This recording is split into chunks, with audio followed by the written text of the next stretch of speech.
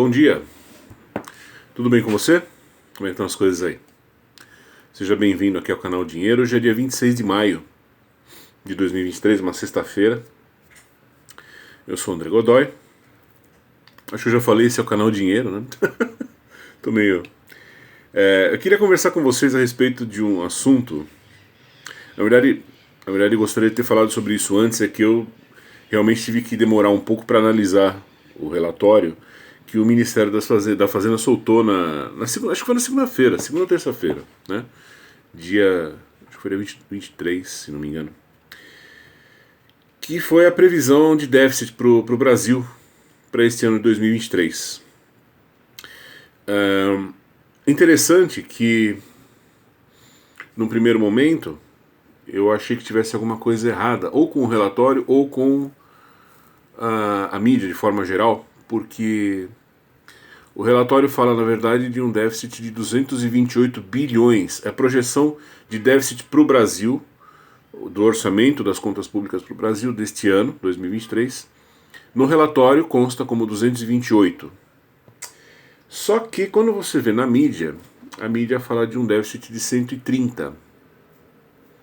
O que é estranho, né? Esquisito. Porque tem uma pequena diferença de 100 bilhões de reais. E não estava claro para mim por que estava dando essa diferença. Aí quando eu fui ler as reportagens, eu vi que os repórteres foram bastante bonzinhos com o Haddad, porque o Haddad, simplesmente por ele falar que eles vão tentar reduzir o rombo em 100 bilhões, a mídia imediatamente já falou que não é 228 então é 130. Então tudo bem. O fato é que essa projeção já havia sido... O governo já havia dado uma projeção em março.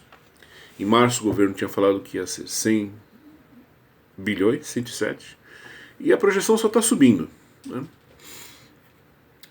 Então eu quero dar uma palavra hoje com você que mora no Brasil, que está preocupado, que está pensando em ir embora, que está pensando em fugir para as montanhas, que está realmente angustiado com toda essa situação.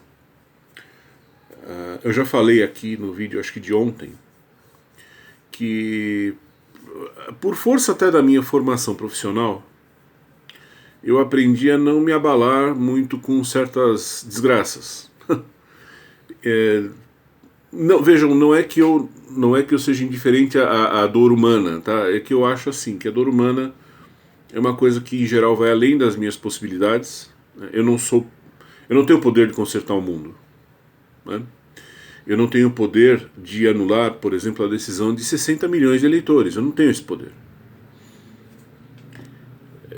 Seja qual for essa decisão, e por mais que às vezes eu não concorde, eu vou ter que conviver com isso, eu não posso mudar, né? Então, uma coisa que eu aprendi, gente, é o seguinte: se você for fugir de país a cada vez em que as coisas ficarem feias, em breve você vai ter que pegar uma nave espacial e tentar ir para a Lua, para Marte, não sei, para algum lugar. Porque todo país tem seus problemas, todo país tem grandes dificuldades sempre, a todo momento, e não há como ser diferente. Não existe perfeição, paraíso na Terra não existe. Então o que nos resta fazer?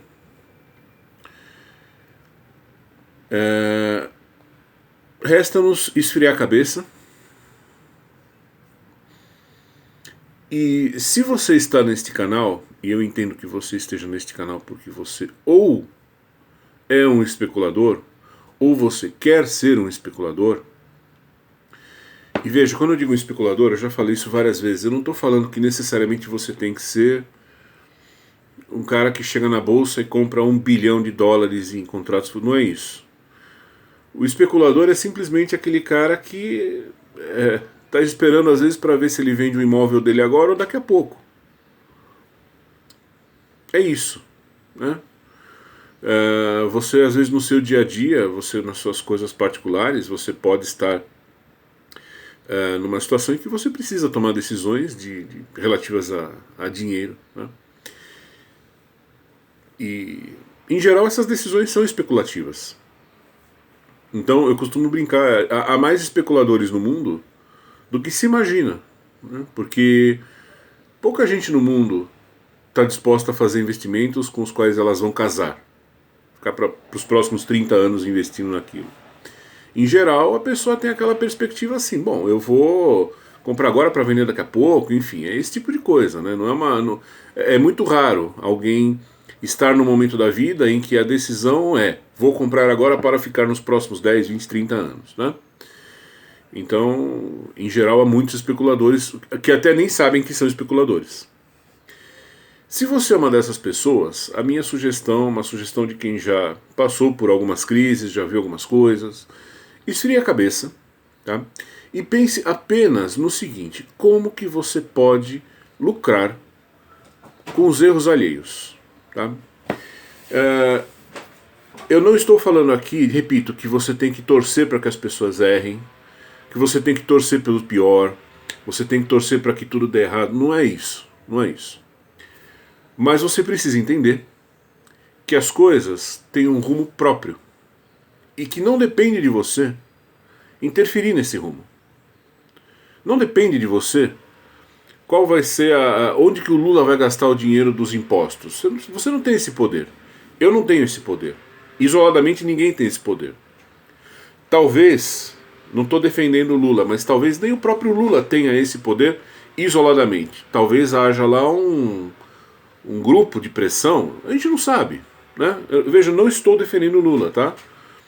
Não sou simpatizante, não sou eleitor, mas é uma realidade, né? Você tem muitos lobos disputando a mesma ovelha. Então sabe-se lá o que acontece entre as quatro paredes daquele lugar ali. Portanto, não adianta você perder o sono porque vão fazer besteira. Isso é do ser humano. Se você pegar um avião e fugir para Nova York, lá eles também estão fazendo besteira. São outras, mas também estão, né? Então, assim, eu vejo desde o início do governo Lula um certo pânico nas pessoas, e até mesmo em muitos canais de finanças aqui no YouTube, aquela coisa vendendo, oh meu Deus, né? Eu costumo dizer que isso é vender, oh meu Deus. Oh meu Deus, olha o tamanho do déficit. Oh meu Deus, olha o que vai acontecer. Oh meu Deus, oh meu Deus, oh meu Deus. Quer dizer, isso não é uma coisa construtiva. Isso não vai levar você a nada. Você vai ficar deprimido. E você não vai... Você só vai sofrer por uma coisa que você não tem o poder de evitar.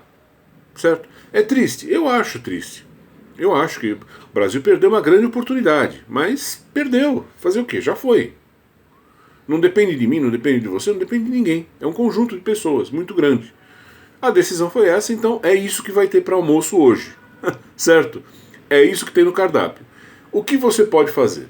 Você pode se desesperar, se enfiar embaixo da cama, ou você pode parar na frente do monitor e falar assim, olha, eu vou estudar, eu vou me preparar, eu vou entender o mercado, e haja o que houver, eu vou ganhar com essa situação. A minha sugestão mude a chave. Não fique olhando. Tudo bem, você pode assistir canais que vão ficar falando, olha, os Estados Unidos vão dar calote, olha, o Brasil vai ter uma quebradeira. Tudo bem, assista, mas não pare aí. O que eu quero dizer é, não pare aí. Porque se você parar aí, você vai ficar deprimido, você vai ficar mal, vai ficar preocupado, seu dia vai azedar, sua vida vai ficar ruim. Se você está neste canal, repito, presumo que ou você seja já um especulador, ou você quer ser, né? Ninguém que está assistindo esse vídeo, ninguém que está aqui nesse canal, está aqui por acaso. Sim, quem está aqui sabe o que está fazendo. É o que eu falei ontem, quem está aqui é esperto, é ligeiro. Tem algum bom motivo para estar aqui. Então, se você tem essa meta, use as situações de crise em seu favor. Tá? Não fique achando que o momento certo de operar, de investir, é quando tudo estiver bem. Não pense assim, porque, primeiro, nunca nada vai estar bem.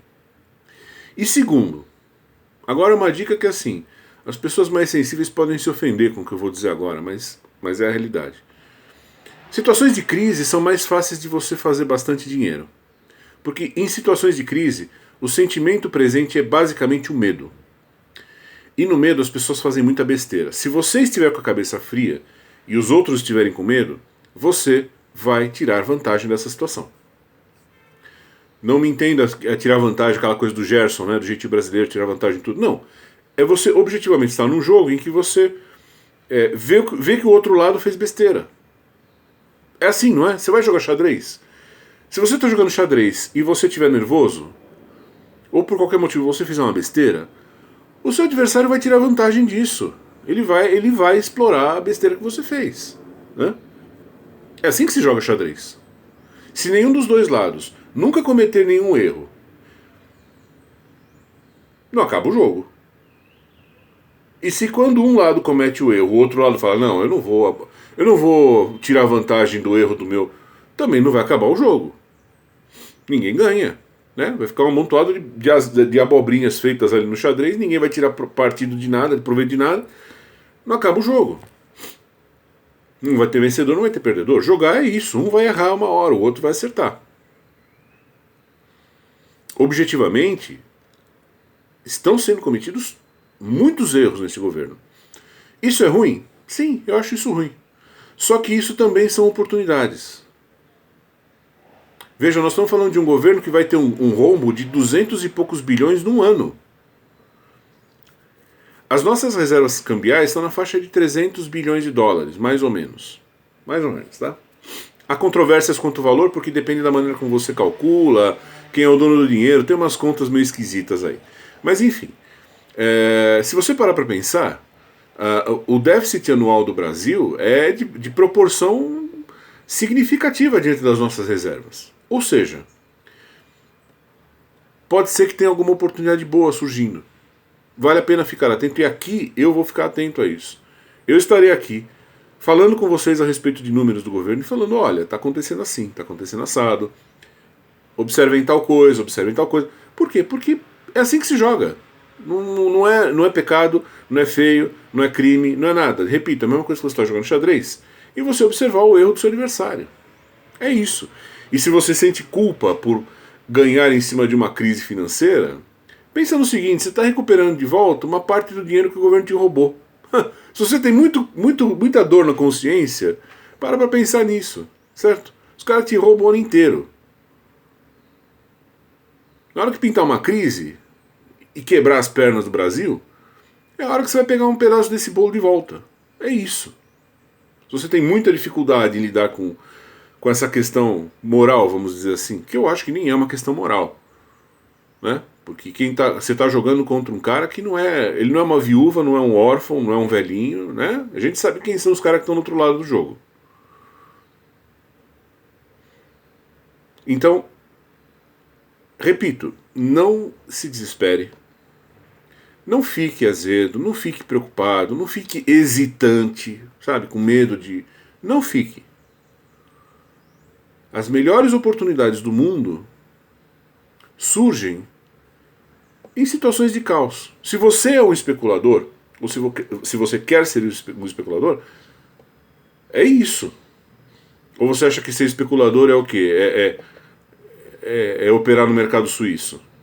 Desculpa, se for operar no mercado suíço, você vai ganhar 0,1% a cada 10 anos. É isso que você vai ganhar lá. Porque lá não acontece nada. Uma vez ou outra tem um Credit Suisse da vida quebrando lá. E rapidamente os caras consertam e pronto, e tudo volta ao normal. Certo? Então, assim, as oportunidades para quem quer especular não estão na harmonia, no progresso, na serenidade, na prosperidade material. Não estão. Pode acreditar no que eu estou te falando. Não estão. Você pode achar isso errado, você pode achar isso triste, você pode achar isso que você quiser, mas é um fato. Por quê? Porque quando tudo está bem, qualquer idiota ganha. Qualquer idiota chega lá na corretora, compra uma ação, qualquer ação sobe. É fácil. O complicado é você ganhar no momento em que está todo mundo quebrando. Certo? No momento em que a moeda está subindo no telhado, aí é que a história é outra. Mas para você fazer isso, você precisa estar calmo. Você precisa, acima de tudo, entender que o mundo é isso aí. É um lugar onde se faz muito mais besteira do que acerto, Há muito mais países desgraçados no mundo do que Suíças, né? Do que paraísos, Luxemburgo, coisas assim, certo? Esses caras são desse tamanho e tem 2 ou 3 deles no mundo, mais nada. Então, não deixe essas coisas ruins, essas notícias ruins te afetarem. Eu repito, se você quer assistir canais do YouTube que ficam falando da crise, não sei o que, não sei o que, não sei o que, os problemas do governo, eu acho bom, eu acho que você tem que assistir. Eu aqui não pretendo ficar ruminando essas coisas, né? Eu já falei para vocês, eu tenho um ponto de vista diferente. Eu prefiro pegar essas notícias, trazer aqui para vocês e falar, olha, com essa notícia dá para fazer X coisa. Eu prefiro esse olhar, né? Eu não gosto realmente daquela abordagem que tem sido feita nos canais, de chegar, falar um monte de desgraça e aí no fim do vídeo o cara fala, então, é isso aí, o Brasil tá assim, vamos torcer para que melhore, vai saber o que vai acontecer no futuro. Eu acho assim, se você é um especulador, você não pode ter medo do futuro. Haja o que houver de crise. Você fala, bom, ok, se houver uma crise, eu vou ganhar com ela, eu vou enxergar onde vai ser essa crise e eu vou fazer uma operação que vai espelhar o que está acontecendo nessa crise. E ponto final. Nós hoje no Brasil estamos numa situação muito perigosa. Sim, estamos numa situação perigosa. Eu acho, se vocês querem saber a minha opinião sincera, eu acho que a situação do Brasil é tão séria, mas tão séria, que eu acho que é uma questão de tempo. Porque veja, que opções que o Lula tem? Imagina o seguinte, ele tem um rombo aí de 200 bilhões, tá? Por ano. E ele tem reservas cambiais de 1,5 bi, quer dizer, o que ele tem de reserva cobre mais ou menos 7 anos. Isso se essa previsão de rombo não aumentar, porque essa previsão de rombo está aumentando. À medida que o governo está passando tempo no poder, essa previsão de rombo está aumentando. Então, vai saber se isso não vai subir ainda mais. Ele tem um buraco que eles estão a fim de sequestrar mais dinheiro do povo, né? Roubar mais dinheiro do povo através de impostos. Eles vão tentar, eles vão partir para cima, eu já falei isso há muito tempo aqui no canal, que seria a primeira iniciativa deles. Agora, isso não vai dar certo.